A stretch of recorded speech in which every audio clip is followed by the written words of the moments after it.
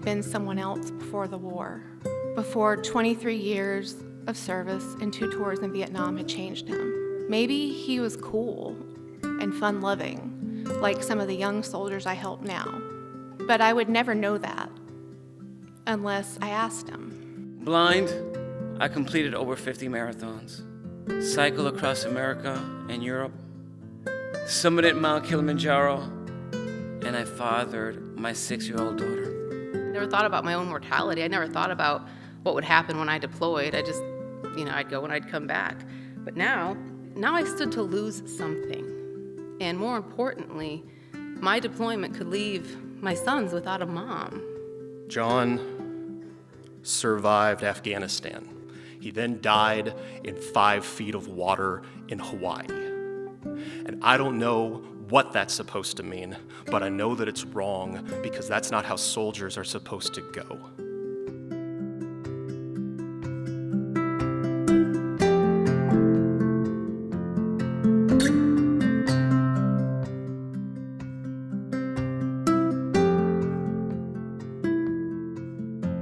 She's a therapist who specializes in helping soldiers and their family members deal with post-traumatic stress disorder. Still, it took years to realize that her own father, a Vietnam veteran, was suffering from PTSD as well. Ladies and gentlemen, Joanna Nuñez.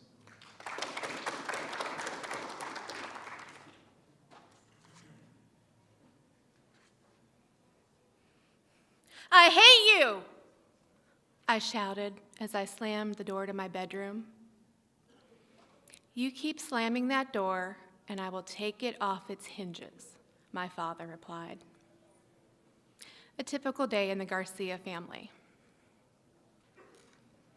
As a child, I didn't understand the term power struggle, but I was always engaged in one with my dad.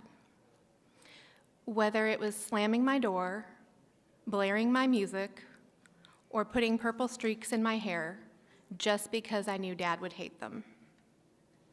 This wasn't just teen rebellion. No, this started young.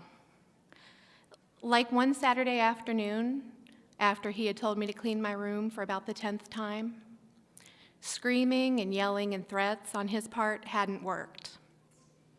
I knew I was in trouble when he came into my room and started grabbing all the clothes and toys off the floor. Was he gonna help me? Was he gonna throw them out? No, he took them and started piling them in front of my bedroom door, kind of in the hallway. But he didn't stop there.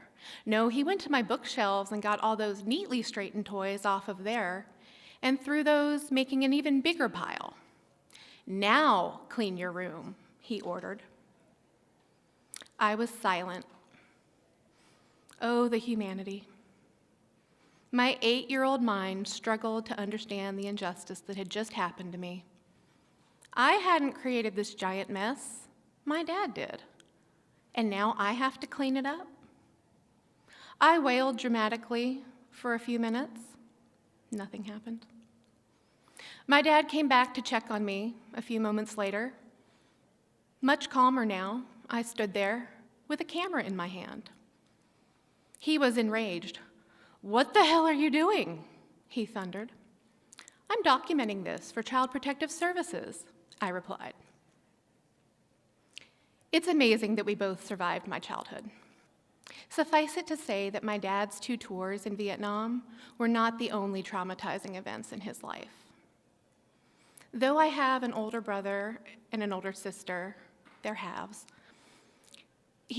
I was the only child he saw to teenage years. Things got a little more civil between us when I left for college. That was a day of black and white contrasts.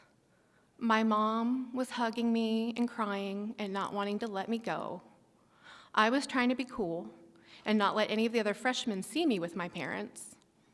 And my dad was just kind of there. He had lugged all the heavy stuff in and set it up, and he was ready to go. He gave me kind of a half hug. He told me I better get good grades and to stay out of trouble, and he slipped me a little cash before he left. It might as well have been a business transaction, but it was cordial. And that's how we remained, through my 4 years of college and graduate school. Cordial. After 7 years and a million research papers, I decided I was done, and I became a therapist. Working in Fayetteville, I obviously worked with a lot of soldiers and their family members.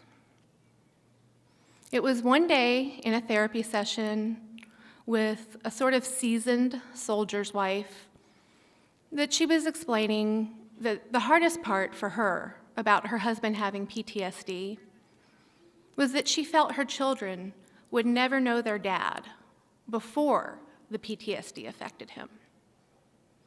She went on to describe how he had these harsh criticisms of them, how he was intolerant of the tiniest little infractions that they made, and how he wanted their house silent. He didn't even like joyful noises that they made. And then it hit me. She was describing my dad. I almost dropped my pen. Maybe my dad had been someone else before the war, before 23 years of service and 2 tours in Vietnam had changed him. Maybe he was cool and fun-loving, like some of the young soldiers I help now. But I would never know that unless I asked him. Dad had been going to the vet center for about a year, meeting with other Vietnam veterans to talk about their experiences, but he never talked about the war with us. But one day, after his vet center meeting, at our usual lunch, I asked him, "Dad, I already know what PT is like from the child's experience, but will you help me understand it from a soldier's experience?" He paused for a while, and then he answered, "Yes, I'll help you." Over the course of a year, we met. Sometimes I would have questions for him. Sometimes I would just let him ramble. And he described things that I really had never imagined.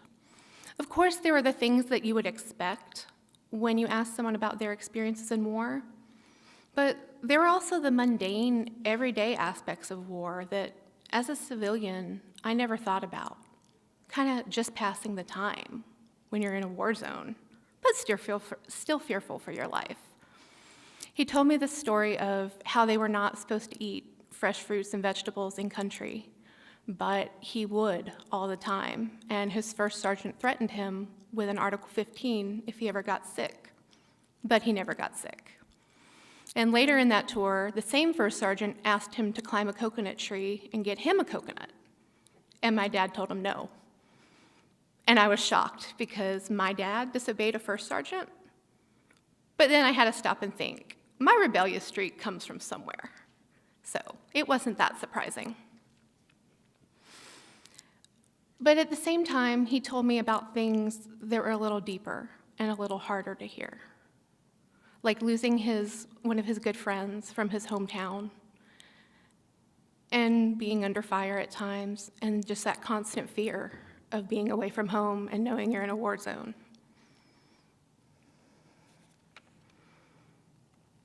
This was my dad telling me these things. This was not some client that I barely knew. Sometimes I would have to use everything that I learned in school to not react as he was talking. I would hold my breath, waiting for the outcome, and pinch the insides of my palms so I wouldn't cry. Later at night, I would bawl my eyes out, thinking about the pain that he'd held on to for 40 years. The more we talked, the more I gained insight about my soldiers. But better, I gained more insight about my dad, about who he was before the war and during the war, and about why our house had to be so quiet and strict growing up, and why there were no hugs and kisses given. One of the best things about this was I understand my dad so much better now. We still fight, sometimes with each other, but I realize how alike we are. We're stubborn. 16-year-old me would not want to admit how much alike we are. The absolute best thing that came from this is that now every Thursday when I see Dad for lunch, I get a hug and a kiss before he leaves, and every time we're on the phone, I get an I love you before we hang up. Thank you.